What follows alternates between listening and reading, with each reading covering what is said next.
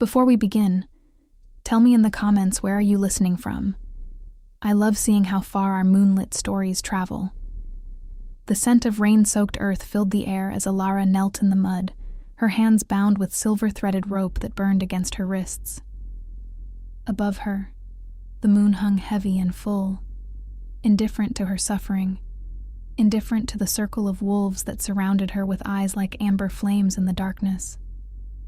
She had always been the unwanted one.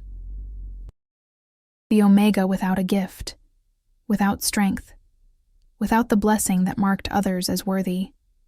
In a world where destiny announced itself through dreams and visions, through the awakening of power on one's 18th year, Alara had woken to nothing but silence. The moon had turned her face away, or so everyone said. Even her own mother had looked at her with something close to pity, something that tasted like shame. That was 7 years ago. 7 years of existing in the shadows of the Silver Moon Pack, carrying water, mending clothes, keeping her eyes down and her voice soft. 7 years of being invisible, of being nothing. Until tonight. Tonight, they had decided her fate. Alpha Kale stood before her now, his presence a weight in the air, a storm barely contained within the frame of a man. She could feel him even without looking up, could sense the power that radiated from him like heat from a forge. He was everything an alpha should be, tall and broad-shouldered, with hair black as a raven's wing and eyes the color of winter frost. The pack loved him. The pack feared him. And once, in a moment of foolish, desperate hope, Alara had thought he might see her as something more than empty space. She had been wrong. His voice cut through the night like a blade through silk. Alara of no bloodline, Omega without gift, you have been chosen for the ancestral trial. Chosen. The word should have meant honor. Instead, it meant sacrifice. The ancestral stone had stood at the heart of their territory for generations beyond counting. A massive pillar of black rock, carved with symbols that predated memory. Legend said it held the wisdom of the first Luna, the moon's chosen, the bridge between human and wolf. When a pack lost its Luna, when the balance tipped toward chaos, the stone would call for a trial. And the pack would offer a wolf to touch its surface, to be judged worthy or consumed. No one had survived the trial in 3 generations. Kale's last Luna had died in childbirth 2 winters past, taking their infant son with her into the dark. Since then, the Alpha had become something cold and unreachable, a man carved from ice and duty. The pack had grown restless, unstable, wolves snapping at each other over territory and hierarchy. They needed a Luna to restore order, to balance the Alpha's strength with mercy and wisdom. They needed someone the stone would accept. And they had run out of willing volunteers. Alara's chest tightened as rough hands hauled her to her feet. She stumbled, her legs weak from hours of kneeling, and when she finally lifted her eyes, she found Kyle watching her with an expression she couldn't read. There was no warmth there, no recognition of the fact that she had once dared to love him from afar, content with stolen glances, and the sound of his laugh carried on the wind. There was nothing, just the cold assessment of a leader who had already decided she was expendable. "Do you accept the trial?" he asked, though they both knew she had no choice. Alara's throat burned. She wanted to scream, to rage, to demand why he had looked through her as if she were made of glass all these years, why he had mated with beautiful, powerful Isabella, while Alara carried the secret ache of unrequited devotion like a stone in her chest. But what would be the point? Omegas did not question Alphas. Omegas did not demand explanations. Omegas obeyed. "I accept," she whispered, and the words tasted like ash. The pack began to move, a procession of shadows flowing through the forest toward the sacred clearing where the ancestral stone waited. Alara walked in their center, surrounded but utterly alone, her bare feet finding purchase on roots and stones that seemed determined to trip her. The silver rope burned, a constant reminder of her weakness. of the fact that she needed to be bound while others walked free. No one spoke to her. No one met her eyes. Except him. She felt Cale's gaze on her back like the pressure of a hand, heavy and inescapable. Once, she would have given anything for his attention. Now, it only made her feel more hollow, more certain that this was the end of a life that had never truly begun. The clearing opened before them like a wound in the forest, a perfect circle where no grass grew, where even moonlight seemed hesitant to tread. At its center, the ancestral stone rose 12 feet into the air, its surface smooth as obsidian, covered in whorls and spirals that seemed to shift when you weren't looking directly at them. Ilara had seen it before, of course. Every wolf in the pack had stood before it at some point, had felt the weight of history pressing down from its ancient face. But she had never touched it. No Omega ever had.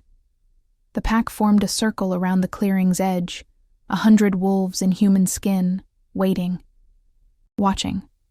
Some faces held pity. Most held nothing at all, the blank indifference of witnesses to a necessary sacrifice. Beta Marcus stepped forward, a silver knife in his hand, and cut the ropes from Ilara's wrists. The relief was immediate and excruciating, blood rushing back into her hands with 1,000 needle pricks of pain. She cradled her wrists against her chest, feeling the burn marks the silver had left, raw and red against her pale skin. "Approach the stone," Cale commanded, and there was something in his voice now, something that might have been regret if alphas were capable of such weakness. Ilara's legs moved without conscious thought, carrying her across the barren ground toward the monolith that would judge her and find her wanting. She had heard the stories, whispered in dark corners when the elders thought no one was listening.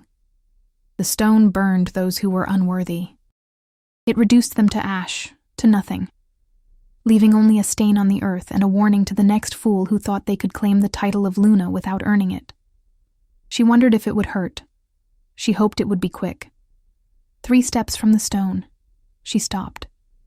This close, she could feel something emanating from it. Not heat, but its opposite. A cold so profound it seemed to reach inside her chest and wrap fingers around her heart. The symbols carved into its surface were moving now. She was certain of it, flowing like water, like shadows, like the dreams she sometimes had where she ran through endless forests and never grew tired. Behind her, the pack held its collective breath. Ilara raised her hand, fingers trembling, and thought of her mother's face the day she learned her daughter would never be strong enough to matter. She thought of the children who had thrown stones at her, calling her defective, broken. She thought of Cale, his beautiful, terrible Cale, and the way he had looked at Isabella with something Ilara could never inspire, something that looked like joy. She thought, at least this will be over. Her palm touched the stone, and the world exploded into silver light, the bond of shadows. The light was not fire. It did not burn. Instead, it poured into her like liquid moonlight, cold and bright and impossibly vast, filling every hollow place inside her chest with something that felt like recognition. The stone hummed beneath her palm, a vibration that traveled up her arm and into her bones, into the very core of her being. And suddenly, Ilara was not in the clearing anymore. She stood in a forest made of starlight, where trees grew with trunks of pure silver and leaves that chimed like bells. The moon overhead was close enough to touch, huge and luminous, and when Ilara looked down at her hands, she saw they were glowing with the same ethereal light that suffused everything around her. "You have waited so long," a voice said, and Ilara spun to find a woman standing behind her, tall and regal, with hair that flowed like water and eyes that held galaxies. She wore a gown woven from moonbeams and shadow, and on her brow sat a crown of silver thorns. Ilara knew her. Every wolf knew her, though no living creature had seen her in flesh for 1,000 years. Selene, the first Luna, the moon's daughter. Ilara dropped to her knees, but the goddess reached down and raised her with hands that felt solid and warm, more real than anything in the waking world. "Do not kneel to me, sister," Celine said, and there was such kindness in her voice that Alara felt something crack inside her chest, something that had been frozen for so long she'd forgotten it could thaw. "You have been walking in darkness, but it was not punishment. It was preparation." "I don't understand," Alara whispered, her voice breaking. "I'm nothing.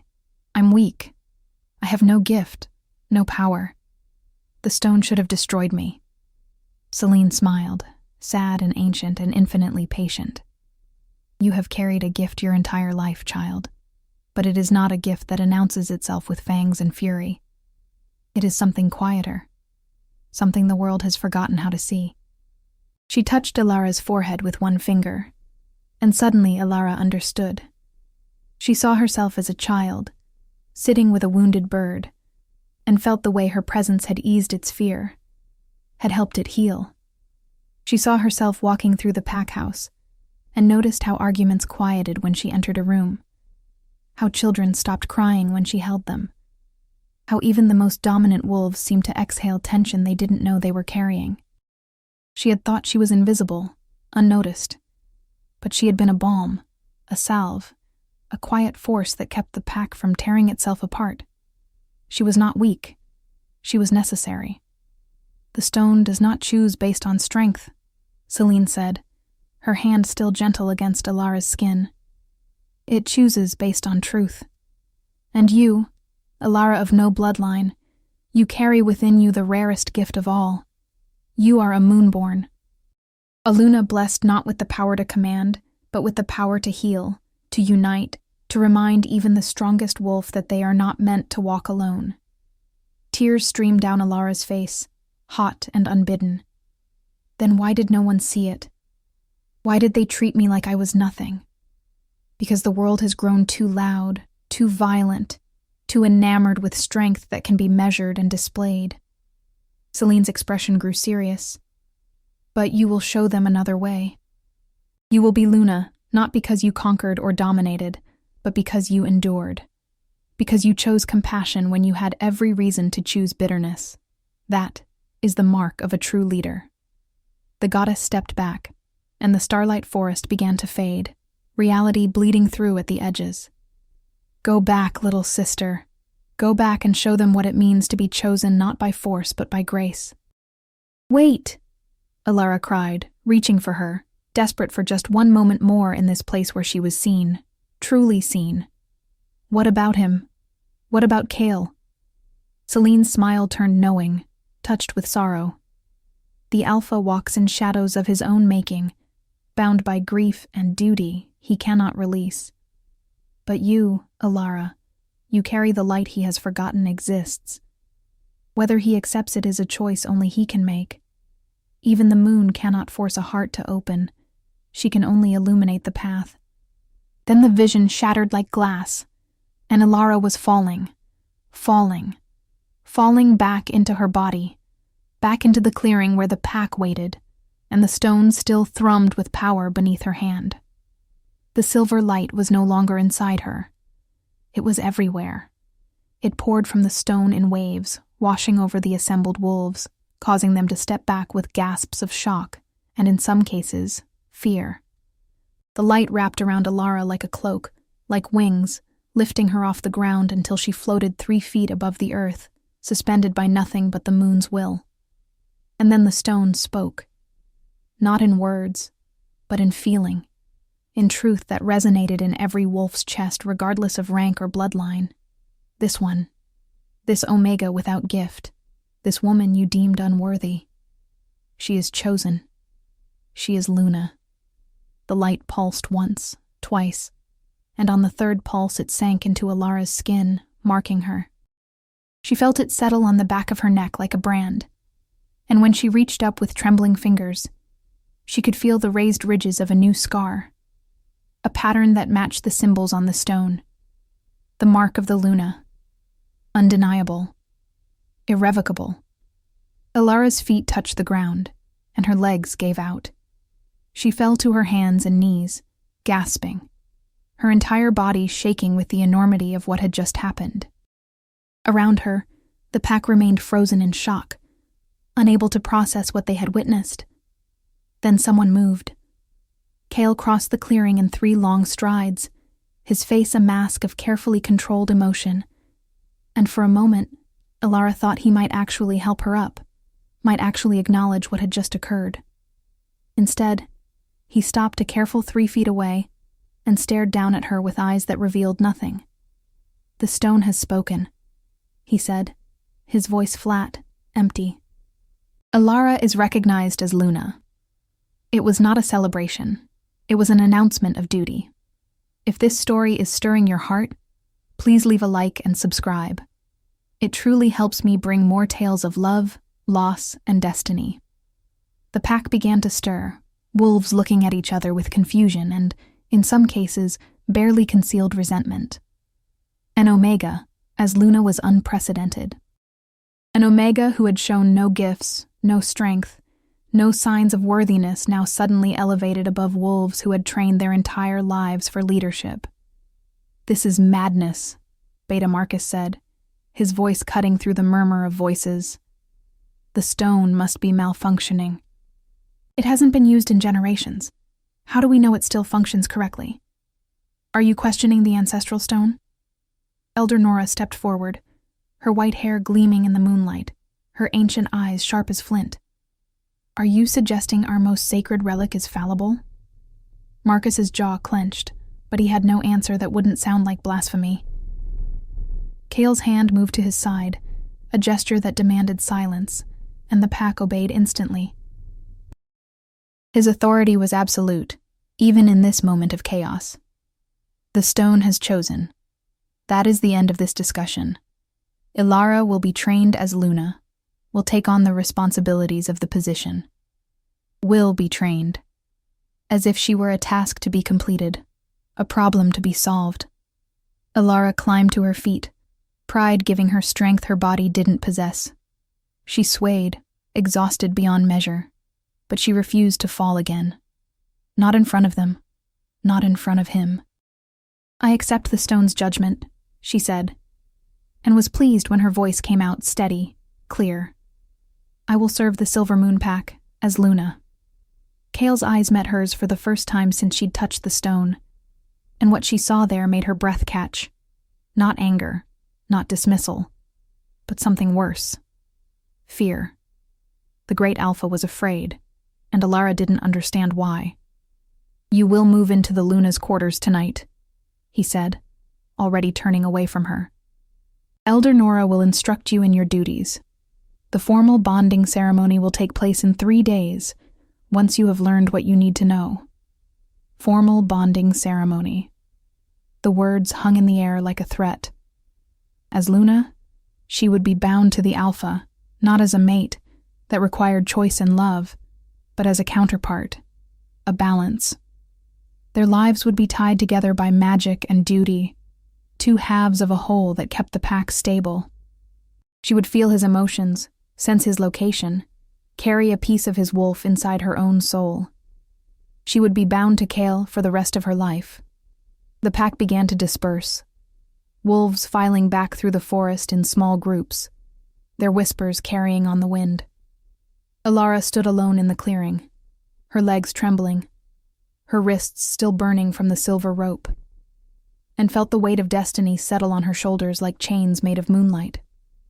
Elder Nora approached, her weathered face unreadable. "Come, child. You need to rest and eat. Tomorrow, your real work begins." Ilara followed, glancing back once to see Cale standing motionless beside the stone, his shoulders rigid, his face tilted toward the moon. Even from a distance, she could feel the turmoil radiating from him, could sense the battle raging behind his carefully controlled exterior. The Alpha did not want her as his Luna. That much was clear. But the stone had other ideas. The Luna's quarters were beautiful and empty, a suite of rooms in the pack house that had stood vacant since Isabella's death. Ilara moved through them like a ghost, touching silk curtains and polished wood furniture that still carried the faint scent of lavender and ambition. This had been Isabella's domain, and everyone had loved her for her strength, her fire, her absolute certainty in her own worth.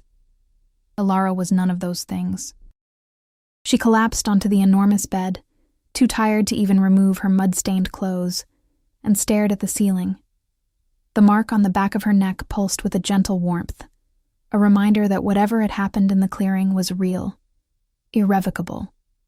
She had been chosen by forces older than memory, marked as Luna by the moon herself, and she had absolutely no idea what she was supposed to do about it. Sleep claimed her before she could find an answer, dragging her down into dreams that tasted of starlight and sorrow. In the dream, she stood on a cliff overlooking the pack's territory, and beside her stood a massive wolf with fur as black as midnight and eyes like winter frost. Kale in his true form. He didn't speak. Wolves couldn't in dreams, but she felt his presence like a second heartbeat, steady and strong, and tinged with a grief so profound it made her chest ache. She reached out to touch him, to offer comfort, and he turned his head away. Always away. Alara woke to sunlight streaming through the windows, and Elder Nora sitting in a chair beside the bed, watching her with eyes that had witnessed 8 decades of pack politics and knew every secret the Silver Moon wolves carried. "Your training begins now," the elder said, her voice gentle but firm. "And the first lesson is this: being Luna is not about being loved. It is about being needed." Alara sat up, her body protesting every movement. "I understand duty. Do you?" Nora tilted her head, studying her like a puzzle missing critical pieces. "Then tell me, child, why did the stone choose you?"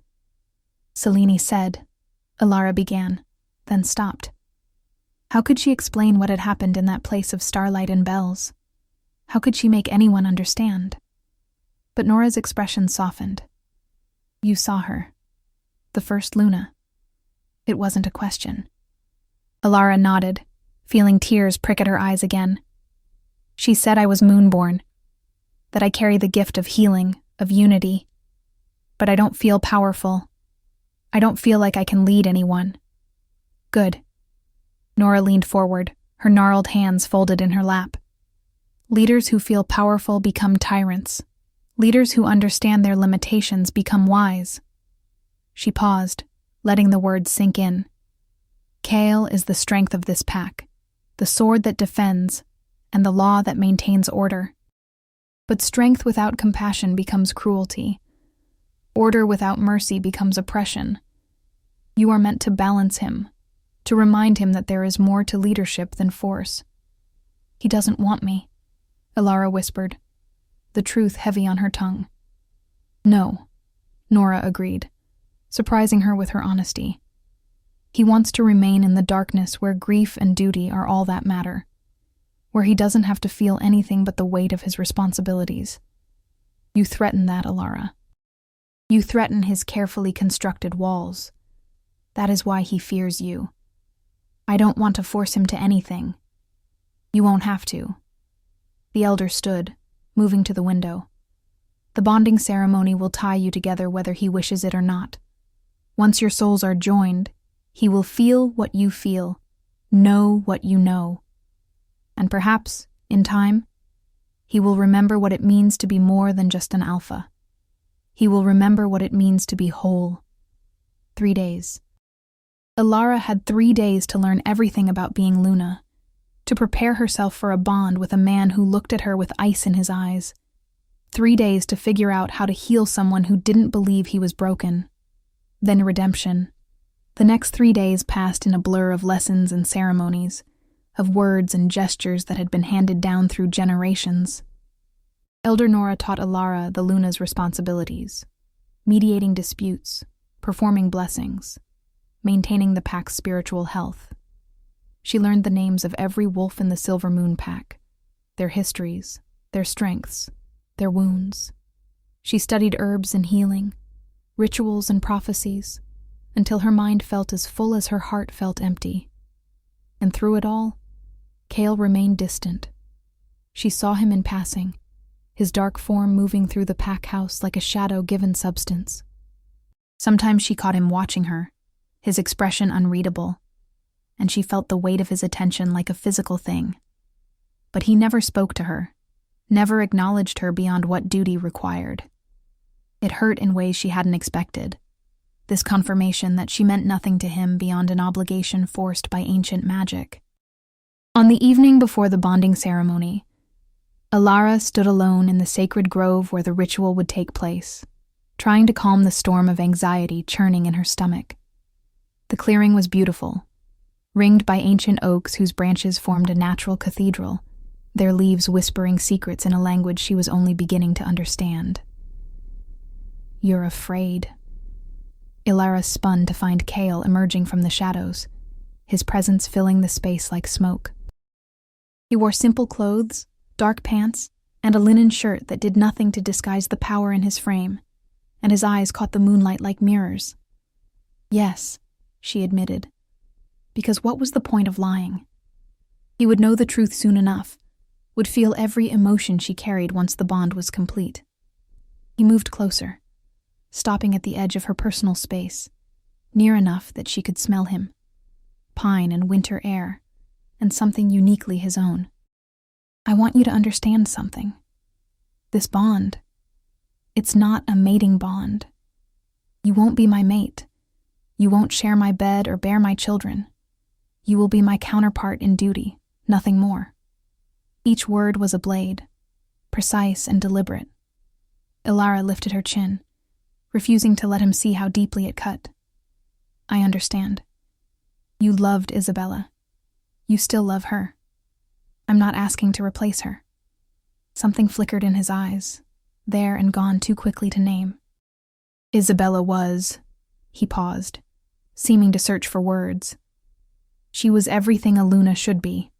Strong, confident, fearless. She knew her worth and never questioned it. "And I'm none of those things," Ilara finished for him. "No," he agreed, and the honesty was somehow worse than cruelty. "You're not. I don't understand why the stone chose you. I don't understand what you're supposed to offer this pack. But the stone has spoken, and I am bound by its judgment. So are you here to tell me how inadequate I am?" Anger sparked in her chest, bright and sharp, a defense against the pain. "To make sure I know my place before we're bonded?" "I'm here," Kale said, his voice dropping to something rough, something that might have been anguish if alphas were allowed such weakness. "To apologize." Ilara's breath caught. "I didn't see you," he continued, each word dragged from somewhere deep and unwilling.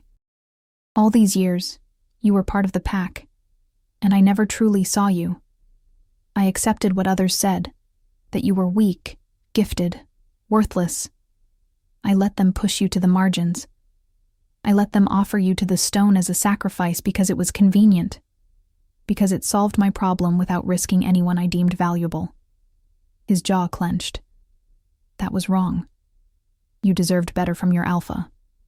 It was not a declaration of affection. It was not a promise of anything beyond basic decency. But it was honest, and honesty from Kyle felt like a precious thing, carefully rationed and hard-won. "Why do you hate this so much?" Ilara asked, giving voice to the question that had haunted her since the clearing. "Why does the thought of being bonded to me cause you such pain?" For a long moment, she thought he wouldn't answer. He turned away, his profile sharp against the moonlight, and when he finally spoke, his voice carried the weight of old grief, given a new voice. "Because I don't want to feel again. I don't want to care about anyone, to open myself to the possibility of loss. When Isabella and our son died, something inside me died with them. I became what I needed to be, a leader without weakness, an alpha without soft edges. It was the only way I could survive." He looked at her then, and for the first time, she saw past the ice to the wound beneath. "The bonding ceremony will force me to feel your emotions, to carry your pain and joy as if they were my own. It will force me to care whether you live or die. And His voice broke, just slightly, just enough. "I don't know if I can survive losing someone again." Understanding crashed over Ilara like a wave, cold and clarifying. This wasn't about her being unworthy. This was about him being terrified. The great alpha, who commanded wolves with a look and defended territory with fang and claw, was afraid of the one thing he couldn't fight.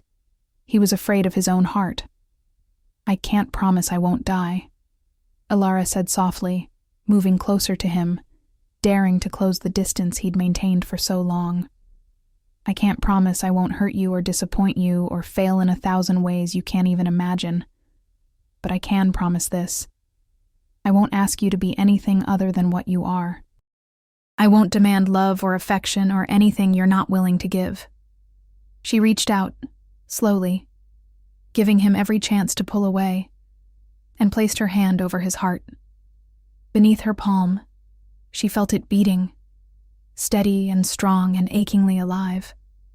"But you should know," she continued, holding his gaze even as her own eyes filled with tears, "that I see you. Not just the alpha, not just the leader. I see the man who still visits Isabella's grave every full moon. I see the way you carry the weight of every wolf in this pack as if their pain were your own. I see your strength, yes, but I also see your grief. And I'm not afraid of it." Cale stared at her, his expression cracking, ice giving way to something raw and wounded and terribly human. "You should be. I'm not good at this. At being vulnerable. At letting anyone in."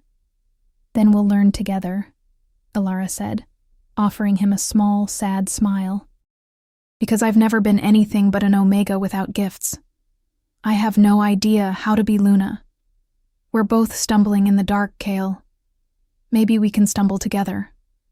For a heartbeat, she thought he might actually let his walls down, might actually accept what she was offering. His hand came up, fingers brushing her cheek with a gentleness that stole her breath, and she felt the bond between them, not yet complete, but already forming, a thread of silver light that tied her soul to his. Then he stepped back, and the moment shattered.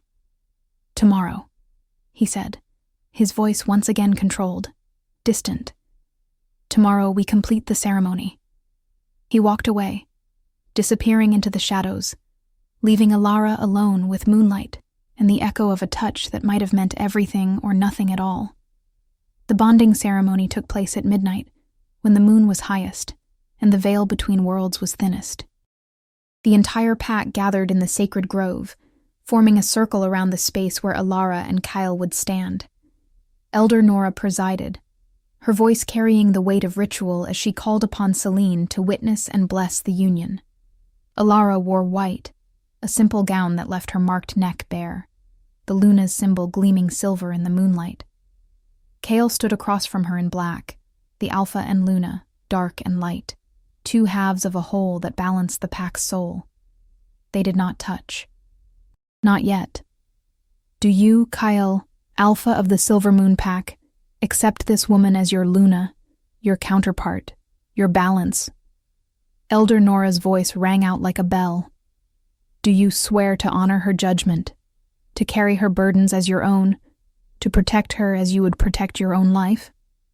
"I do," Kale said, his eyes locked on Alara's face. "Do you, Alara, Luna chosen by the ancestral stone, accept this man as your alpha, your counterpart, your balance? Do you swear to honor his strength, to carry his burdens as your own, to support him as you would support your own life?" Alara's throat tightened, but her voice came out clear and sure. "I do. Then by the moon's light and the stone's wisdom, I bind you." Nora lifted a silver chain, delicate and ancient, and wrapped it around their joined hands. "What the moon has joined, let no wolf put asunder." The chain glowed, bright and blinding, and then it dissolved into light that sank into their skin. Alara gasped as the bond snapped into place, a rush of sensation so overwhelming she nearly fell. Suddenly she could feel Kale, not just his presence but his emotions, the roiling storm of grief and duty and fear, and beneath it all, buried so deep he might not even know it was there, a tiny spark of hope. And he could feel her. She knew it by the way his eyes widened, by the sharp intake of his breath. He felt her compassion, her quiet strength, her acceptance of him, all of him, even the broken pieces he tried so hard to hide. "It is done," Elder Nora declared, and the pack erupted in howls.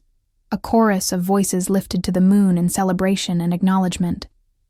Alara and Kyle stood frozen, hands still joined, staring at each other as the bond settled between them like a living thing. It was not love, not yet. But it was connection, deep and undeniable, a promise that they would never be truly alone again. "Luna," Kale said, his voice rough. "Alpha," she replied, and something in her chest felt almost like joy. The celebration lasted until dawn, wolves dancing and drinking, relieved to finally have a Luna, to feel the balance returning to the pack. Alara moved through it in a daze, accepting congratulations and well wishes, feeling Kale's presence at the edge of her awareness like a second heartbeat. When the sun finally rose and the pack began to disperse, exhausted and content, Kale found her sitting alone by the dying fire, watching embers fade to ash. "Thank you," he said, and the words were weighted with meaning she was only beginning to understand. For what? For not hating me. For accepting this bond even though I've given you nothing but coldness and rejection. He sat beside her, careful to maintain distance but closer than he'd been before. "I felt your emotions during the ceremony. Your kindness, your hope. I don't." He swallowed hard. "I don't deserve it." "It's not about deserving," Alara said softly. "It's about choosing. I choose to hope that this bond might grow into something more than duty. I choose to believe that maybe, someday, you'll let me past the walls you've built." Kale was quiet for a long moment, staring into the fire. "Isabella was chosen by me, not by the stone. I selected her because she was strong, because she complemented my power. But she and I, we never truly connected. Not the way I'm now connected to you." His voice dropped to barely a whisper. "I can feel you in my chest, in my soul. It's terrifying." "I know," Alara said, because she could feel him too, could sense the war raging inside him between the desire to remain closed off and the slow, inevitable thawing the bond was forcing. But maybe terrifying isn't always bad. Maybe it just means we're growing. He looked at her then, really looked at her, and for the first time since the clearing, she saw something in his eyes that wasn't fear or duty. She saw possibility. The whisper of the moon. 3 months passed like the turning of seasons, each day bringing small changes, tiny shifts in the way Kale looked at her, spoke to her, existed beside her. The bond between them deepened, threads of silver light growing stronger until Alara could sense not just his emotions, but his thoughts, his dreams, the parts of himself he'd buried under years of grief and duty. She learned that he woke every morning before dawn and stood at the window of his quarters, watching the sun rise as if seeking forgiveness from the light. She discovered that he carried Isabella's wedding ring in his pocket, a talisman against forgetting, and that sometimes late at night he whispered apologies to ghosts only he could see. And slowly, carefully, she showed him that it was okay to let go. As Luna, Alara found her place among the pack in ways she'd never imagined. Wolves who had once looked through her as if she were invisible now sought her out, bringing their disputes and fears and hopes to her gentle hands. She mediated arguments with patience, blessed newborns with prayers learned from Elder Nora, and taught the children that strength came in many forms, not just in fangs and claws. The pack was changing. She could feel it in the way wolves smiled more easily, in the way tensions that had once threatened to erupt into violence now dissolved under her calm presence. She was the balm Selene had promised she would be, the healing force that complemented Kale's strength. And Kale was changing too, though he fought it every step of the way. He began seeking her out, at first for pack business, decisions that required both Alpha and Luna. But gradually, the visits became more frequent, the excuses more transparent. He would find her in the garden where she grew healing herbs and stand watching her work, saying nothing, just existing in her space, as if her presence eased something in him he didn't have words for. One evening, as autumn painted the forest in shades of gold and crimson, Kyle found her at Isabella's grave. Ilara had taken to visiting it, leaving wildflowers and speaking softly to the woman she'd never known, thanking her for the children she'd borne, for the strength she'd given the pack, for loving Kale, even if that love had been complicated. "You come here often," Kale said, his voice soft in the twilight. Ilara didn't startle. The bond always told her when he was near. "She was part of you. That makes her part of me too, in a way." He moved to stand beside her, looking down at the simple stone marker. "I thought I would love her forever, that I would never move past losing her. And now?" Kale was quiet for so long that Ilara thought he might not answer. Then, slowly, carefully, he reached out and took her hand. His fingers were warm, calloused, achingly gentle. "Now I'm realizing that grief and love are not the same thing," he said, his voice raw with a vulnerability that made Ilara's chest ache. "I grieved Isabella. I grieved our son. But I'm not sure I ever truly loved her the way a mate should love. We were partners in duty, in ambition. But we didn't." He struggled for words. "We didn't have what you and I have, this connection, this understanding." Ilara's heart hammered against her ribs. "What are you saying?" He turned to face her fully, and in his winter frost eyes, she saw something she'd dreamed of, but never dared hope for. Warmth, recognition, the beginning of something that looked like love. "I'm saying that I've been a fool, that I spent months fighting against the bond, because I was terrified of feeling anything again, terrified of giving you the power to hurt me." His free hand came up to cup her face, his thumb brushing her cheekbone with infinite care. "But you've already broken through every wall I built. You're in my soul, Ilara, in my heart, and I—" His voice cracked, and she saw tears in his eyes for the first time. This proud alpha who'd thought he had to be made of stone. "I think I'm falling in love with you. Not because the moon commanded it or the stone chose you, but because you see all of me, all the broken, damaged pieces, and you don't turn away. You just stay. And I don't know how to thank you for that." Ilara felt her own tears spill over, hot against her cold cheeks. "You don't have to thank me. You just have to let me in. Let me love you. Let yourself love me back." "I want to," Kale whispered. And then he was kissing her, soft and desperate, and full of a tenderness she'd never known he possessed. The bond between them flared bright, silver light dancing across their skin, as their souls recognized what their hearts were only beginning to understand. They were meant for this. Not because of prophecy or duty, but because sometimes, in the midst of darkness and grief, two broken souls found each other and became whole. When they finally pulled apart, breathless and trembling, Kale rested his forehead against hers. "I'm still going to be difficult. I'm still going to struggle with being vulnerable. This doesn't fix everything." "I know," Ilara said, smiling through her tears. "But we have time. We have a lifetime to figure it out together." Above them, the moon hung full and bright, and Ilara could have sworn she heard the whisper of Seleni's laugh on the wind, pleased with the match she'd orchestrated through ancient stone and silver light. The winter that followed was the gentlest the Silver Moon pack could remember. With Kale and Ilara working in harmony, their bond now strengthened by genuine love, and not just magical duty, the pack flourished. Disputes were resolved with both strength and compassion. The young were trained in both combat and healing. And slowly, the wolves who had once scorned Ilara began to understand what the stone had seen in her from the beginning. She was not weak. She was the quiet strength that held everything together when force alone would have shattered it. Kale became a different kind of alpha under her influence, still powerful, still commanding, but tempered now with mercy and understanding. He learned to listen as well as command, to ask questions before rendering judgment.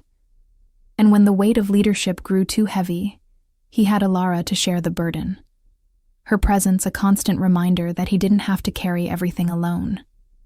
They did not rush into a mating bond, though the pack whispered and wondered. Instead, they courted each other like young wolves discovering love for the first time, walking through forests bathed in moonlight, sharing meals by the fire, learning each other's stories and dreams and fears. Kale told her about his childhood, about a father who'd taught him that alphas must be hard, unyielding, perfect. He confessed that Isabella had been chosen not out of love, but out of a desire to create the perfect leadership pair, all power and no softness. He admitted that when she died, part of his grief had been relief that he no longer had to pretend their union was something it wasn't.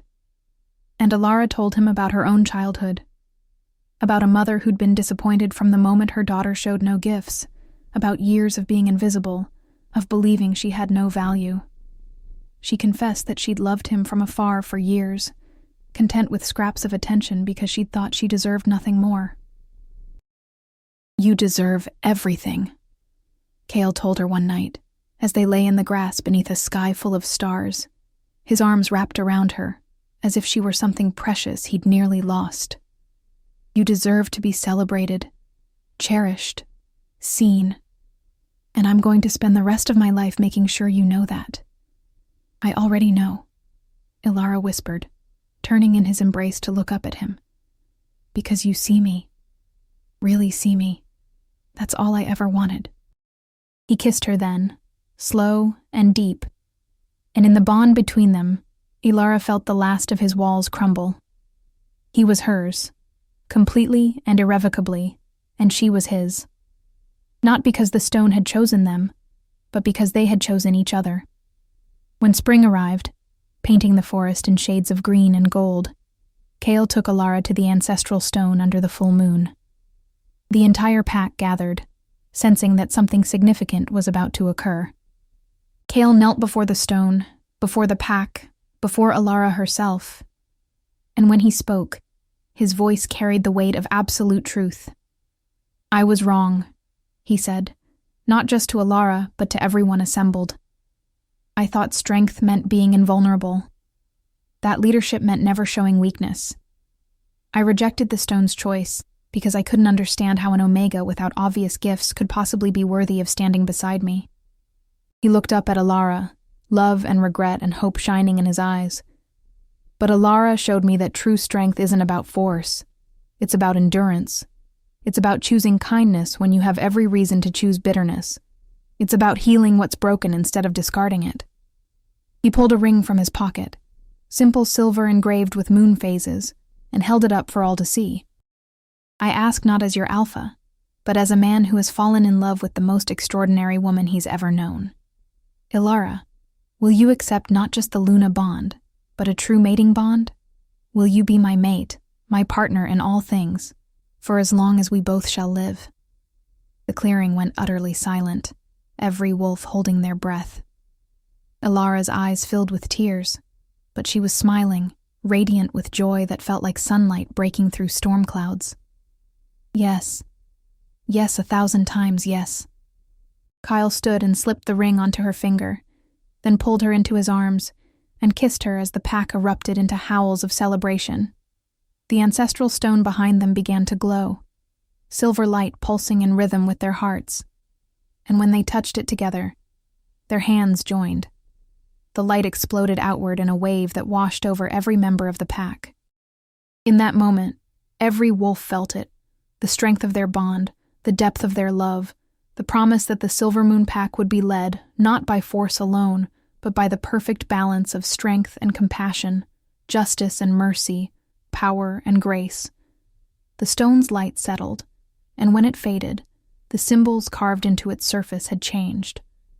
Where once there had been only the mark of the Alpha, now there was also the mark of the Luna, equal and eternal, two halves of a perfect whole. Thank you for listening until the end. Tell me in the comments what moved your heart the most, and don't forget to subscribe.